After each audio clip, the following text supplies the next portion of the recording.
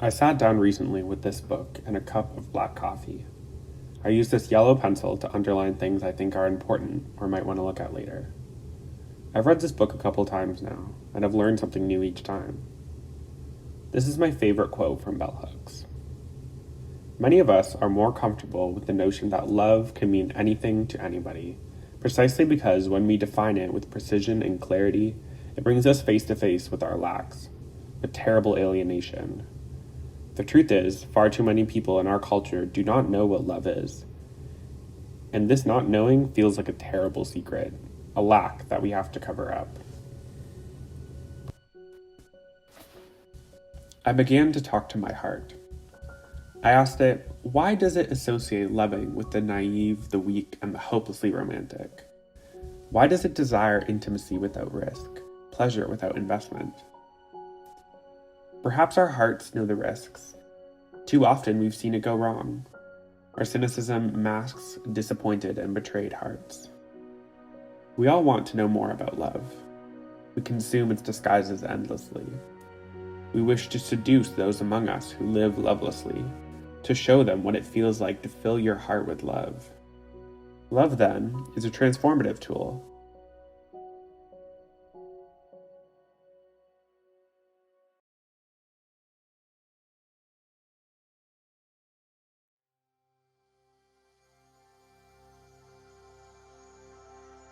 The goddess Venus was married to Vulcan, god of the night and blacksmithing, and an ugly and old lame man. Mars, handsome, young, and clean-built, is irresistible to her, and they make passionate love in Vulcan's marriage bed. The god Apollo saw what they were about and told Vulcan. Vulcan went to his forge and created a snare made of bronze chains so fine that not even the gods could see them, and he spread them across his marriage bed, draping them all over the bedposts. Then he told Venus he was leaving for Lemos. When Venus and Mars took advantage of Vulcan's absence, they were caught in the net, unable to stir hand or foot. Of course, Vulcan hadn't really left for Lemos, and instead found them and shouted to Venus's father Jove, who came ushering in the other gods to witness his cuckolding. Including Mercury, Apollo, and Neptune, all the goddesses stayed away in shame. The gods roared with laughter to see the lovers caught, and one of them, Mercury, makes a joke that he wouldn't mind being caught in the trap himself. Vulcan demands his dowry back from Jove, and Neptune bargains for the freedom of Mars and Venus, promising that if Mars doesn't pay the dowry back, he would pay it himself. Vulcan agrees and loosens the chains, and Venus goes off to Cyprus and Mars off to Thrace.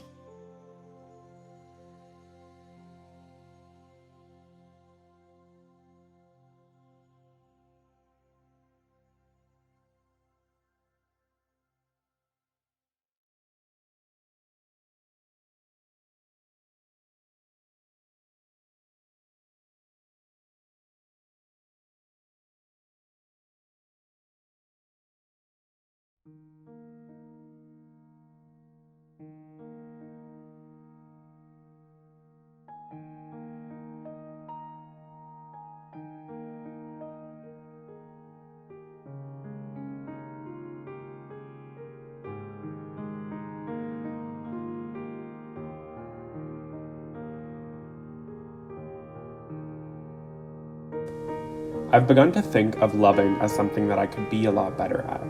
Perhaps we all could. But when I think about getting better at things, like drawing or playing the piano, I think of the hours of practice that are required. In order to improve a skill, we must rehearse it, and to do that, we must be taught it. As my mum sits beside me on the piano bench, she models to me the example. I watch her fingers move across the keys gracefully, bending the music as she pleases. With her help, I can learn to do the same. It'll take hours of practice, but soon enough, I'll be able to read the sheet music quickly, repeat melodies stuck in my head, and then someday create my own. Perhaps learning to love is the same. Do we learn to love by seeing others love, or by allowing others to love us? As my mom has treated me lovingly every day of my life, I've seen love in its many forms.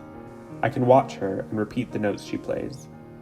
If I play them wrong, carelessly, She's there to guide my hand, to show me how to play the notes softly and with ease.